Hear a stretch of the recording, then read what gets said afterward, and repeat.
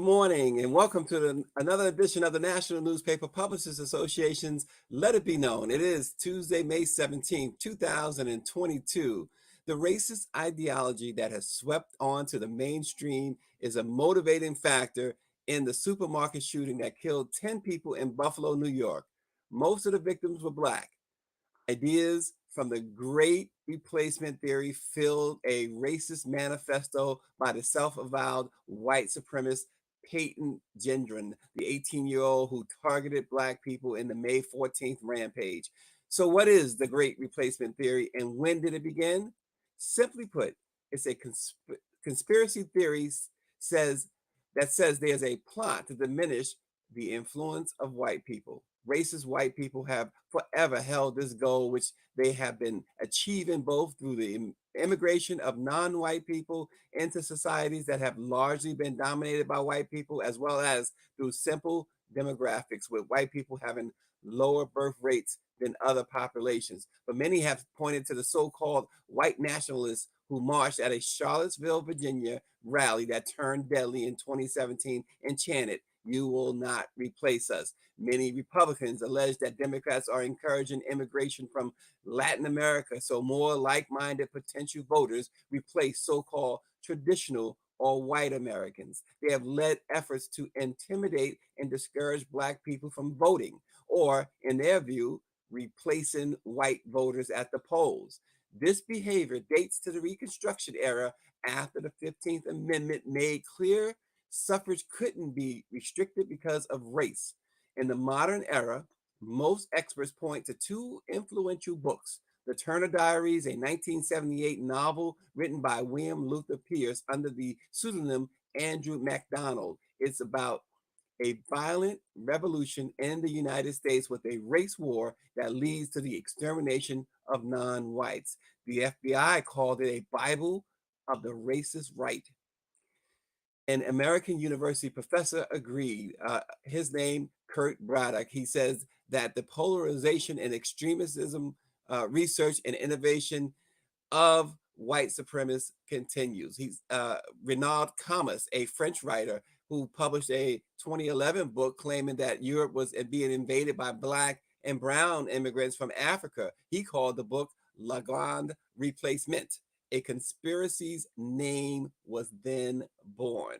In a poll released last week, the Associated Press and the North Center for Public Affairs Research found that about 1 in 3 Americans believe an effort is underway to replace US born Americans with immigrants for electoral gain. Tucker Carlson, Fox News' most popular personality, has pushed false views that are more easily embraced by some white people who are concerned about a loss of their political and social power.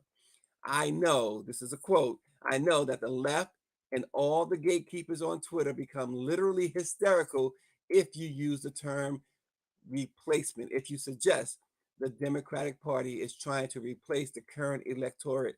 The voters now casting ballots with new people, more obedient voters from the third world. That was what Tucker Carlson had the audacity to say. But he says, become hysterical because that's what's happening.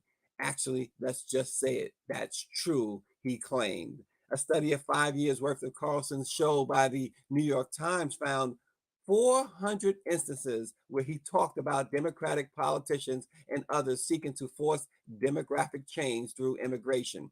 And of course, we see the attention paid by many Republicans to what they see as a leaky southern border along the U.S., which has been interpreted, at least by some, as a nod to the concern of white people who worry about being quote unquote replaced.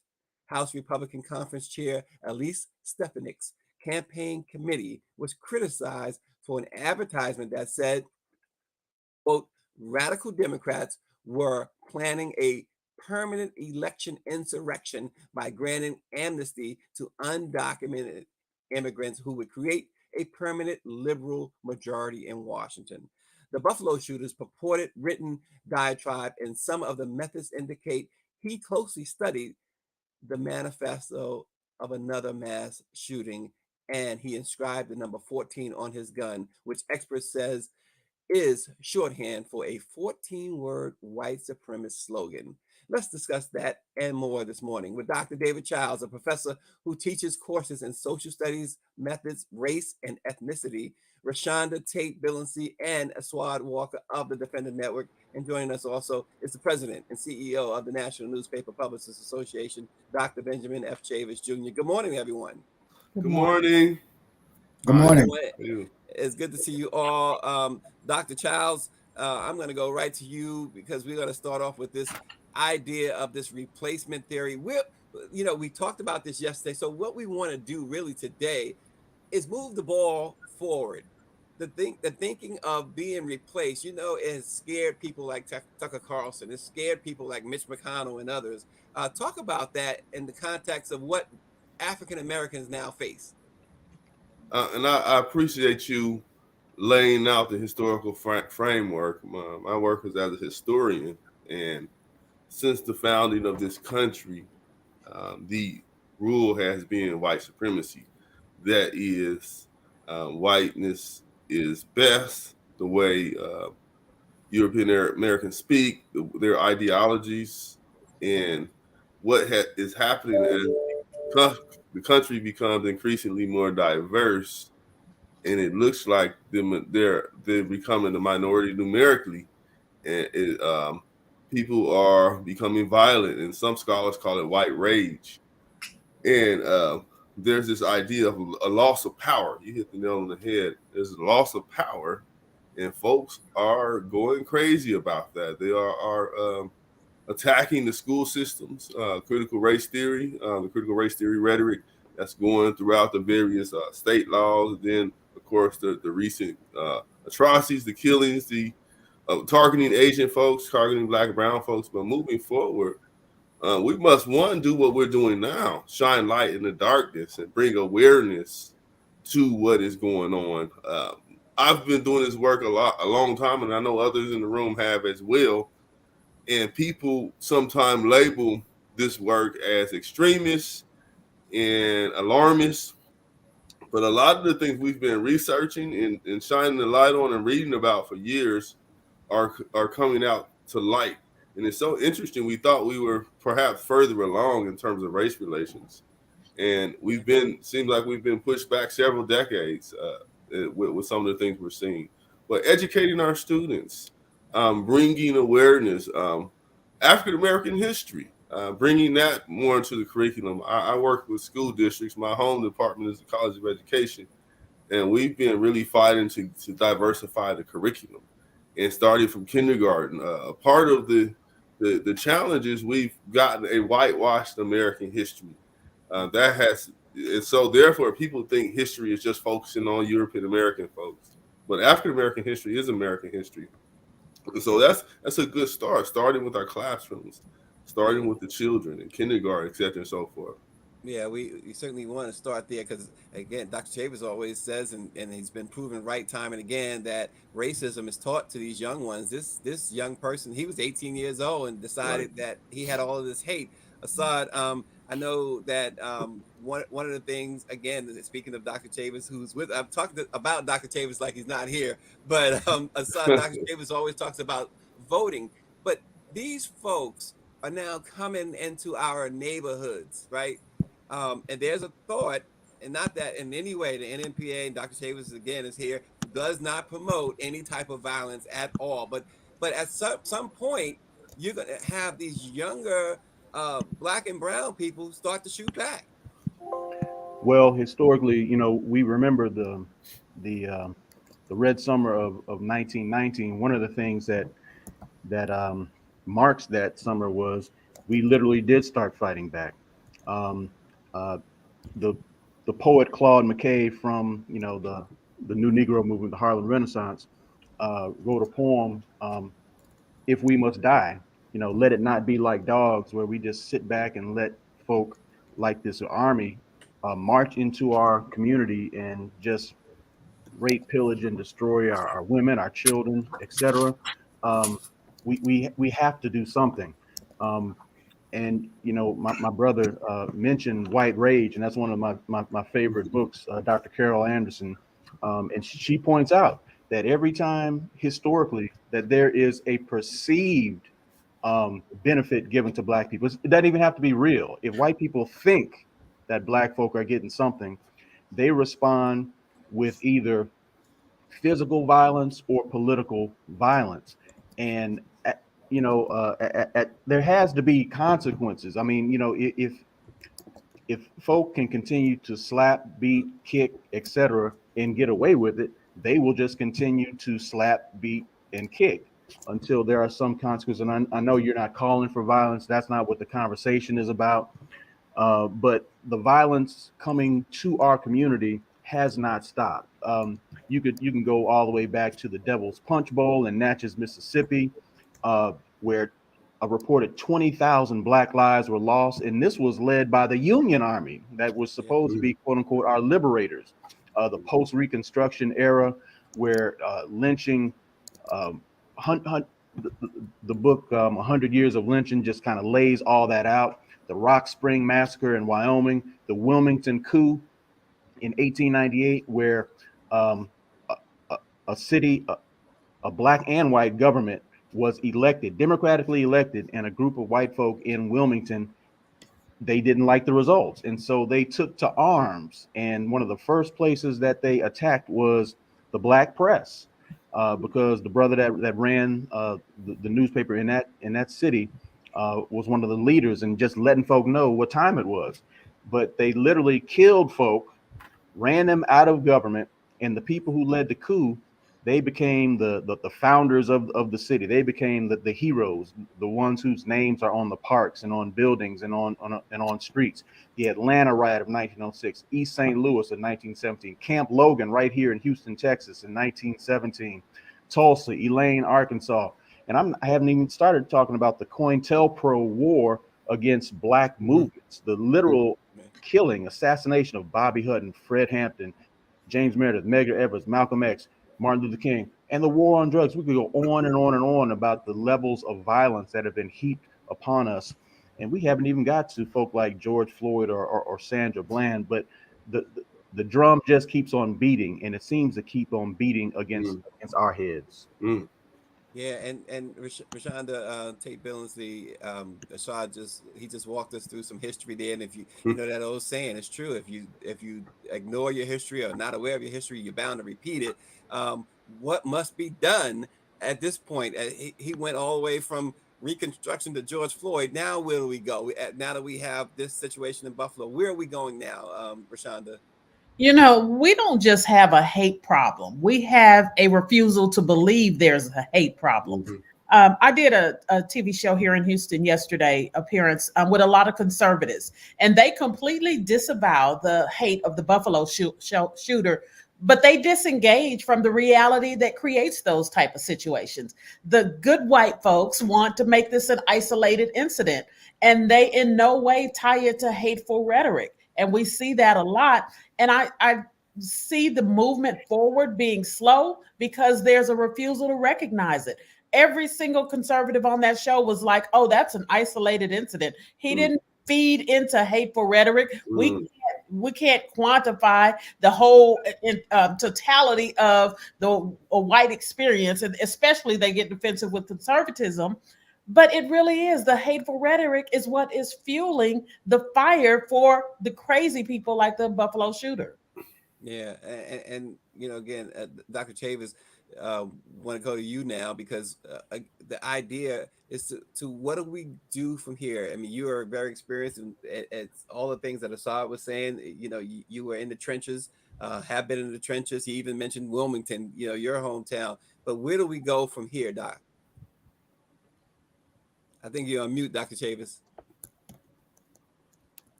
Thank you. First, I want to thank all of our guests. I just want to amen what Dr. Childs said, what Brother Walker said, and what Sister Billingsley has already said. And thank you, Stacy and Greer, for putting this particular topic on Let It Be Known. I'm so proud of the Black press.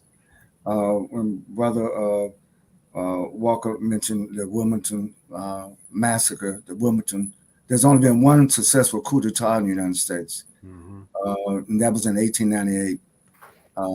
in Wilmington, North Carolina.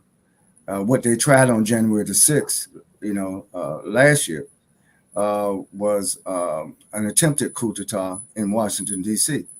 But Dr. King asked the question and gave an answer. Where do we go from here, chaos or community?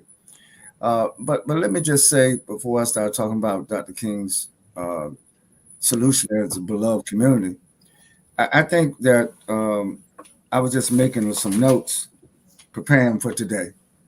I think it's too simplistic just to say white fear or white guilt or white hate or white violence or white racism.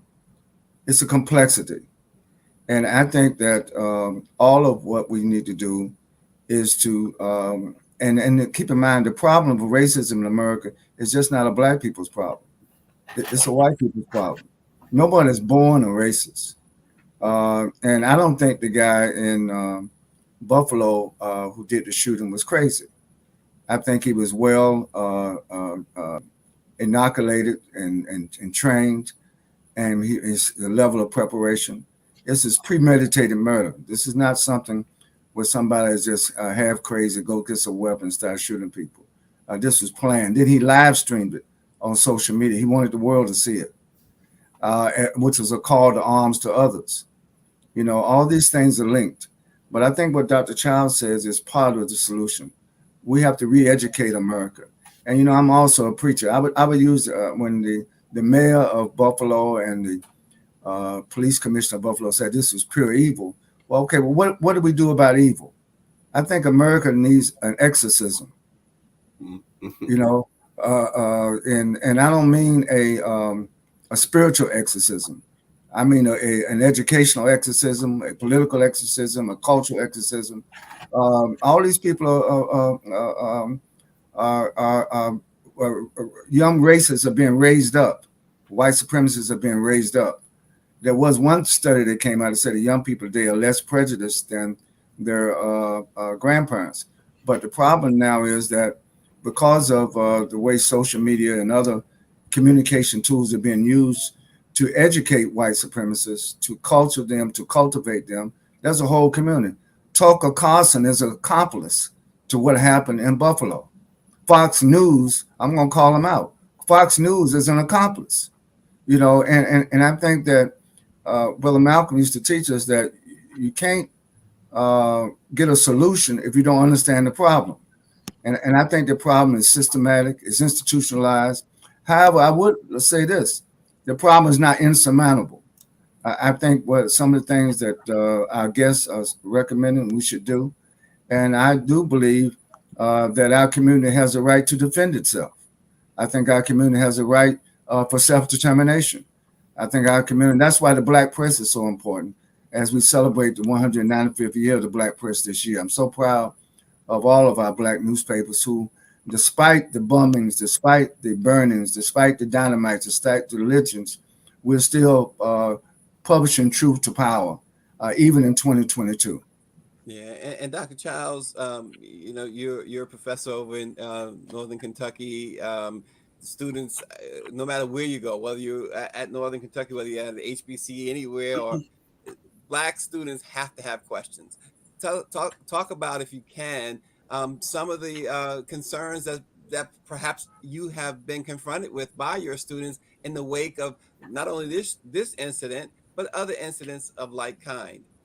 Well, what comes to memory is a student recently, a white supremacist student. She recently was accepted into Northern Kentucky University, and the African American community, the students were concerned, and they were also saying, well, this is not abnormal as is trying to be portrayed. It comes to find out that this young lady had been online posting. She was coming in as a freshman to my home college, the College of Education, which I was the first African American in the history of my college to receive a tenure appointment. But at any rate, this particular young lady had been online posting all lives matter, white lives matter, actually specifically white lives matter. And it seems she was connected to one of those groups, United Front, et cetera, and so forth. And she was admitted into our college. And so there was protests going on. And in fact, we've had a history of protests on our campus because there's been a history of white supremacist presence there in Kentucky. We're right on the border of Ohio near Cincinnati. And there's been a denial of it. And as you folks are saying that, oh, these are isolated incidents, but I've noticed it's been a pattern, especially after the Trump years. There's been an emboldenedness. And just last semester, for example, we had in my own building where I teach, we had some United Front posters, some white supremacist posters saying, get back to true America, make America great again. The same rhetoric we saw coming out of the Trump administration. And so anyway, this individual was admitted, but they protested. And basically we protested saying, we don't want this individual in our class. And the thing that was strange and disturbing was that the free speech laws in Kentucky protected her. And so a lot of folks were saying, well, our hands are tied. But I saw an instance where we made enough noise where that individual ended up not enrolling and going elsewhere. Because we said we don't want that on our campus. But it was disturbing. My thing in saying, you asked me about my students, we were saying this is not abnormal. Often when I'm in the classroom, students say all kinds of racist things to me because I have predominantly white classrooms. Many times I'm training teachers and I'm working with school districts and we're helping them get certified. A lot of my classes are how to teach history. And I'm working with elementary teachers, middle grades. And the disturbing thing I would say is that these folks are going to be teachers, and some of them have those racist ideologies, and I see them played out in my classroom, but I do get an opportunity and a blessing to walk them through history and show them. I think that's the key, and show them American history is just not George Washington and Abraham Lincoln. But if we've been taught that our whole life from K through 12 in the United States of America, when we introduce like Native American history, which is if anything is actual American history, it's Native American history. They were but you mentioned something, Dr. Childs there, and I'm going to jump over to Aswad. This teaching real history. Well, we already know what the powers that be have been doing with that, with so-called critical race theory. But Aswad, this plays into what happened Saturday, right? With this young man. Racist young man killing Black people, right? There's this lack of respect for true history. Well, definitely a lack of respect, and the history is whitewashed. The clinical term is epistemic violence, but everyone who's already spoken is so on point. It comes out in violent rage, and it's not. I love the way Brother Chavez laid it out. These folk aren't crazy. They're using their rational minds. It is the logical progression of the miseducation that we have received. We have all been inundated with this idea that Black folk are lazy, inferior, prone to violence, etc. And so there's always been this. We can say there's always been this fear that when Blacks are allowed to just live our lives, that we will pay back point by point all the misdeeds that have been heaped upon us. And so there's always been violence thrown at the Black community. And every time it comes out, it just amazes me. Even Buffalo, the brother mayor, he came out and said, well, this is not who we are as a city or as a country, as a nation. Hell, it's exactly who we are. And it reminded me of a documentary that came out, I think, last year, entitled Who We Are, a chronicle of racism in America. And the brother that put it together, a lawyer, Jeffrey Robinson, he points out that during enslavement, it was encoded into law that killing a Black person was not murder. And Brother Robinson argues that it's still not murder when he looks at the lack of consequences for police and others who murder Black people. Michael Harriot, the writer of The Root, he tweeted this morning. He could have just put on a police uniform, speaking on the murderer, the Buffalo murderer. because the beat keeps going on. The history of defending ourselves, I think we have to talk about, and that's why I love the work of the Black press, because Ida B. Wells, that was her call. We can't just sit back and let folk lynch us. She literally had a plan for the Black community to defend themselves from the lynching. In fact, she wanted it to be a foundational part of the founding of the NAACP, but they considered it was too radical, so that they didn't do it. Black gun ownership was made illegal post-slavery, and we see that playing out with the Black Panthers marching on the California state capitol, and Governor Reagan and the NRA calling for gun control, because in their minds there's equality and all that stuff is thrown out the window when it comes to Black-white. The Red Summer of 1919, as I said, you had Black soldiers coming back from World War I, who were fighting for democracy overseas and were considered heroes, but they came back over here and folk were like, you need to put those ideas out of your head. But we were willing to fight back. That Elaine, Arkansas, a bunch of farmers, but they were also a bunch of veterans who had guns and weren't just going to sit back and allow people to just kill them. But I think 300 or more got mowed down in Elaine, Arkansas. But the Deacons of Defense, the brothers and sisters out of Louisiana, who oftentimes served as protection for the Reverend Dr. Martin Luther King when he and the members of the SCLC were doing their thing. They were like, no, we have to have a willingness to defend. We've got to. Our lives, literally, our lives matter, and we cannot just allow folks to plow us under the ground. Yeah, and I want to lift up this comment from the NMPA's executive administrator, Claudette Perry. She says, there is no question that this boy murdered these people because we saw it. We must identify him and call him out as a murderer. Stop identifying him as a young man. He is a murderer. And she couldn't be more right. ReShonda, you live in a state along with Aswad that you have a governor who is similar to the governor in Florida that and who's very similar to Donald Trump and very similar to the ideology of this Make America Great Again type attitude. Tell us about the additional fears of living in a state like Texas, where the powers that be, again, they kind of push, and in a lot of ways they push this type of behavior.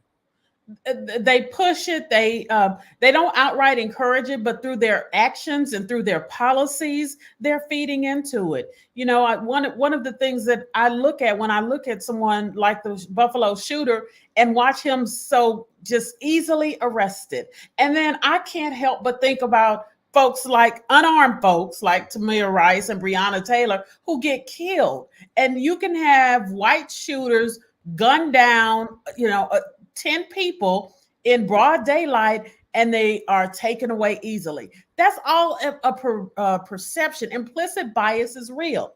And here in Texas, they don't seem to think that. Our leaders don't seem to think that. When you bring up something like that, when you try to point that out, it's one of those, no, this, like I said earlier, is an individual action. And we have a problem here in states. We have a problem in the United States, but it's especially magnified here in states like Texas and Florida.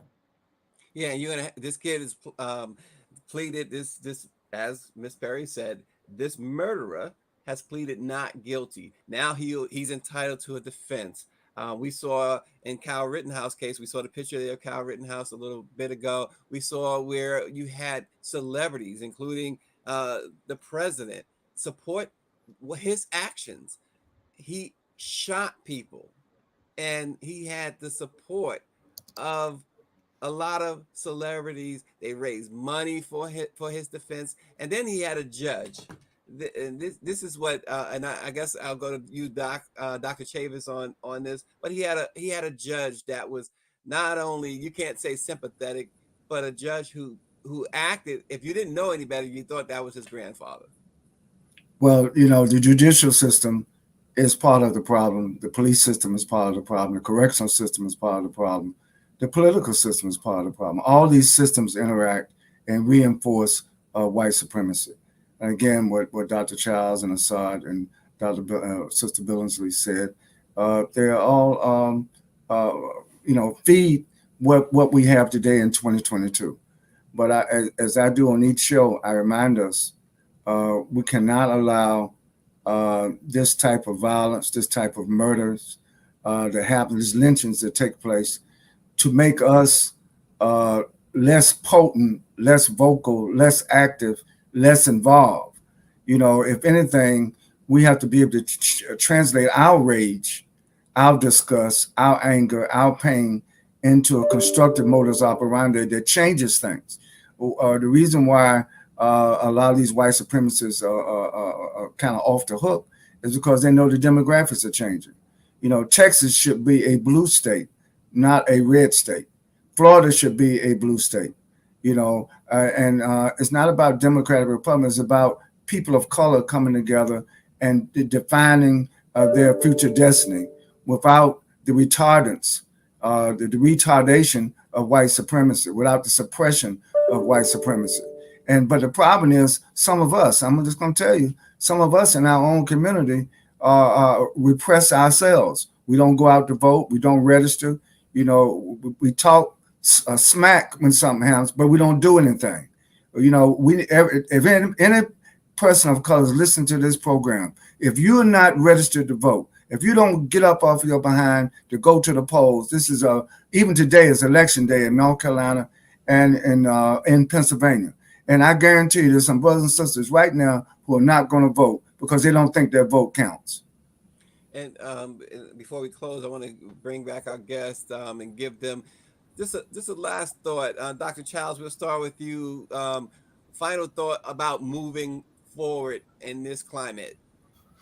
A lot of my work is around misinformation, combating misinformation, and changing the narrative.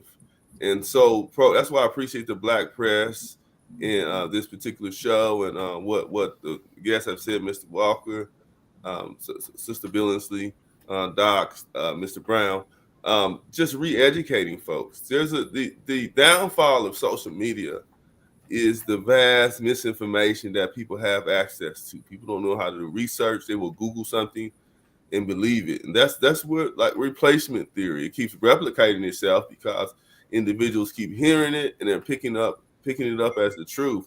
And so we need to be about the business of re-education, putting information out there, putting the true history out there, allowing people to have access to good and reliable information, but also telling people the value of diversity. One of the pieces of misinformation and the great tragedy is people are afraid of change and difference. But diversity is wonderful when we have people from different backgrounds.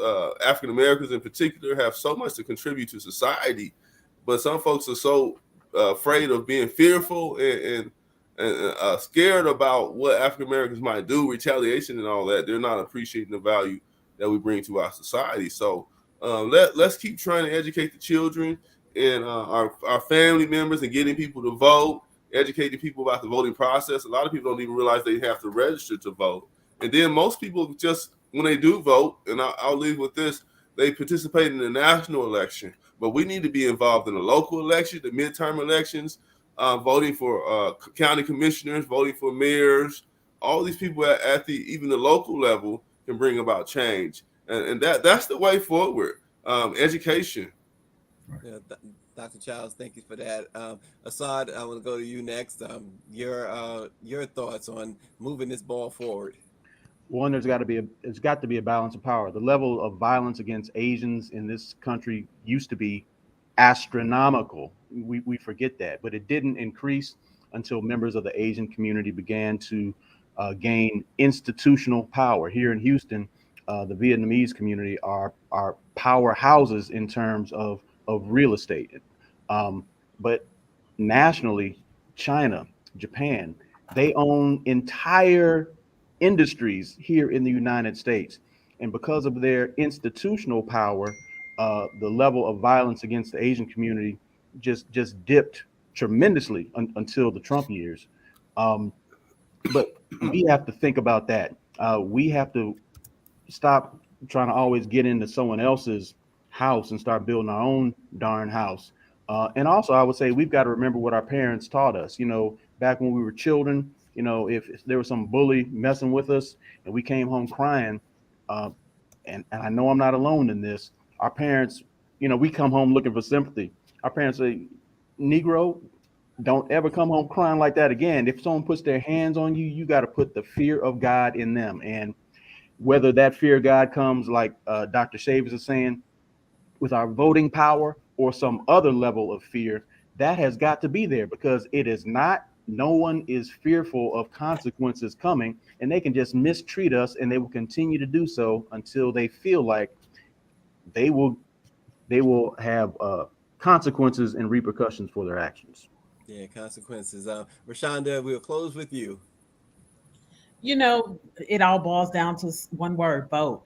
We've got to vote and put people who have our best interests, people that can help us facilitate change. We've got to vote and put those people into power. As long as you have the Greg Abbotts of the world, as long as you have the Ron DeSantis of the world, we're going to continue taking 3 steps back. Yeah, ReShonda Tate Billingsley of the Defender Network, Aswad Walker of the Defender Network, we really appreciate you. Dr. David Childs of Northern Kentucky, definitely appreciate you. And of course, the boss is in the house, Dr. Benjamin F. Chavis Jr. Thanks for joining. Let it be known, we will continue to bring you updates and information on this horrific, murderous spree by this white supremacist against Black people in Buffalo. We will see you tomorrow.